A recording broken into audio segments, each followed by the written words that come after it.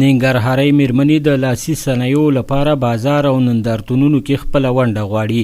ننګرهار کې صنعتکارې میرمنې وایي په بهرنیو هیوادونو کې د لاسي صنایعو په جوړېدونکو نندارتونونو کې ننګرهارۍ میرمنو ته ونډه نه ورکول کیږي. دوی وایي ننګرهار کې میرمنو د هیواد په کچه د لاسي صنایعو په برخه کې ډیر کار کړی، خو بهرنیو هیوادونو ته یې د لاسي صنایعو په نندارتونونو کې د ګډون برخه نورو ولایتونو ته ورکول کیږي. خو د اطلاعات او کلتور وزارت چارواکي نیوکې ردوي او وایي د ننګرهارۍ میرمنو ونډه نورو سیمو ته نه ورکول کیږي. ننګرهار کې د اطلاعات او کلتور ریاست لخوا د لاسي صنایعو په برخه کې د میرمنو د ظرفیت لوړونې په موخه یو شمېر ښځو ته 3 ورځنی سیمینار جوړ شو. خو د دې ولایت د لاسي صنایعو اتحادیې مشر وایي په بهرنیو هیوادونو کې د لاسي صنایعو په جوړېدونکو نندارتونونو کې چې د اطلاعات او کلتور وزارت د سیاحت برخې مسؤلین ورته صنعتکارې میرمنې لیږي، د دې ولایت ونډه پکې خورا کمه ده.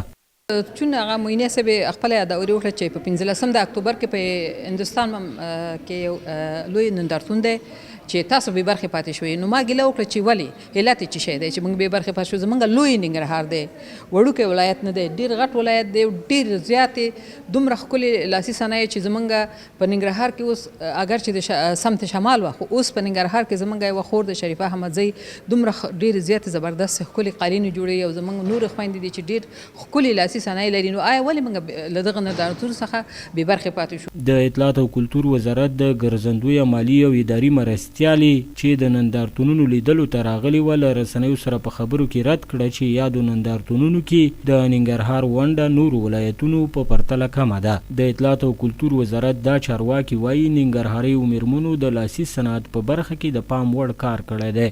همه نمایشگاه هایی که در خارج از کشور برگزار میشه یک بخشش ما سهم داریم. یعنی مسئولیت وزارت تجارت و وزارت امور زنا و دیگر نهادها هم هست.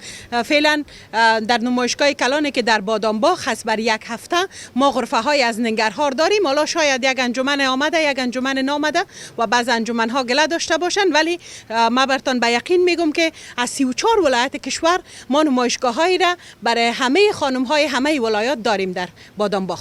یادونې وړ ده چې د ټول هیواد پر کچه د لاسي صنایعو لپاره د مناسب بازار نشتون یوه لویه ستونزه ده چې له امله یې میرمنې زړه نه ښه کوي په دې برخه کې کار وکړي او له دې لارې د خپلې کورنۍ لپاره یوه مړۍ ډوډۍ پیدا کړي. سباوون ساحل، میلمه راډیو، جلال آباد.